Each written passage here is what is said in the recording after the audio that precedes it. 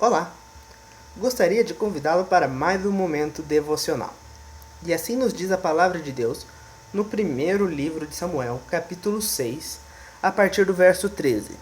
Ora, o povo de Bet-Semes estava colhendo trigo no vale, e quando viram a arca, se alegraram-se muito.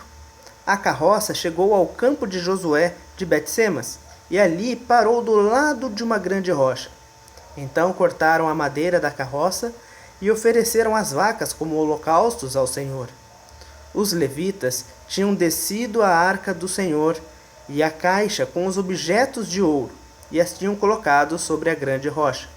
Naquele dia, o povo de Bet-Semes ofereceu holocaustos e sacrifícios ao Senhor. Para a gente entender isso aqui um pouco melhor, só para contextualizá-los, aqui no canal nós temos vistos um pouco por dia sobre alguns acontecimentos específicos do livro de 1 Samuel, e temos visto que houve uma grande guerra entre os filisteus, que eram um povo incircunciso, um povo pagão, com seus próprios deuses, seus próprios costumes, contra o povo de Deus, a nação de Israel. Mas, porque a nação de Israel estava desvirtuada, vamos assim dizer, estava longe dos caminhos de Deus, estava preferindo a imoralidade dos pagãos, o costume dos pagãos, do que viver uma vida em obediência a Deus, eles foram derrotados no campo de batalha e também perderam a Arca da Aliança. Os filisteus levaram a Arca da Aliança embora. E o que para eles foi uma grande humilhação, uma grande derrota, um sinal realmente de que Deus estava descontente com o povo, Deus estava furioso com o pecado do povo, com a imoralidade dos seus sacerdotes e tudo mais.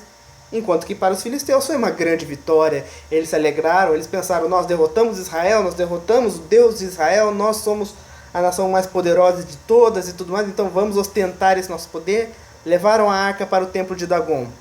A estátua do deus Dagon caiu prostrado diante da arca. Levaram a arca para as outras cidades. Por onde a arca passava, a cidade era infestada de doenças e tumores e afligia de forma horrível a sua população. De modo que a população dos filisteus clamaram e praticamente exigiram aos seus líderes que tirassem aquela arca dali, tirassem aquele artefato dali, porque não aguentavam mais sofrer na mão do Deus de Israel. Então, os líderes, sem mais alternativas, eles realmente montam uma carroça puxada por vacas, colocam ali na carroça a arca, bem como alguns tributos de ouro, para uma forma de amenizar a ira do Deus de Israel, para que eles voltassem a ter paz, para que eles voltassem a ter saúde, e envia para a fronteira, para a divisa com a cidade de Bet-Semes. E quando os moradores daquela região olharam para o alto e viram uma carroça sem dono se aproximando e carregando a Arca da Aliança, eles então se alegraram, eles imediatamente tomaram providência, chamaram os levitas, que eram os únicos que podiam manusear a arca, para que a retirassem dali, prepararam uma fogueira com a carroça, fizeram um holocausto com as vacas, e ali eles sacrificaram, e ali eles invocaram o nome de Deus da maneira como Deus requer. O que eu quero dizer para nós hoje, à luz desse texto?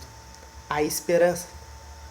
Nós vivemos dias difíceis e muitos podem, pela falta de ânimo, pelo desespero aplicado pelas notícias, por aquilo que tem ouvido, sem mesmo saber o que é verdade, o que é mentira, sobre tudo isso que nós estamos vivendo, muitos podem estar já imaginando o cenário mais apocalíptico possível, já imaginando que essa vai ser a maior devastação, pensando em quantas pessoas vão morrer, em quantas pessoas vão passar dificuldades.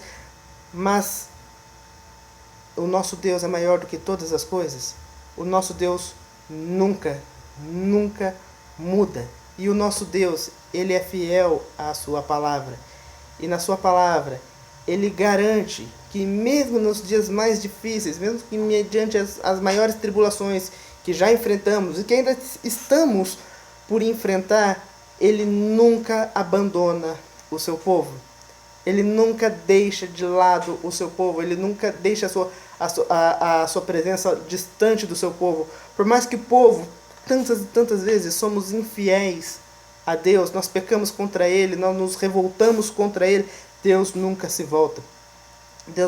Deus não se revolta contra nós porque Ele é fiel não a nós, mas à sua própria palavra. Então, é isso que nos deve dar um alento. Em um momento de crise, em um momento que nós podemos nos sentir abatidos e desesperados, que olhamos para os montes, a gente não vai ver a arca se aproximando, mas nós podemos ver a presença de Deus na nossa vida. Nós podemos ver o cuidado dele na nossa vida. Nós podemos ver que ele, mesmo em dias tão difíceis, ainda tem nos sustentado. E ainda vai nos sustentar.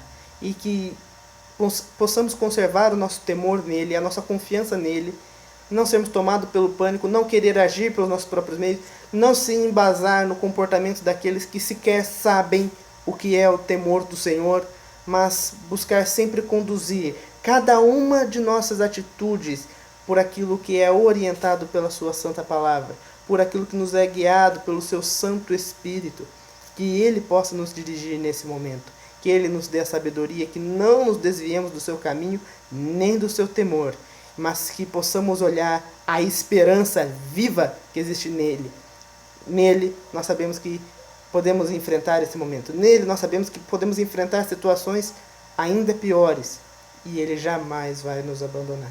Que o nosso coração esteja verdadeiramente confiado no Senhor.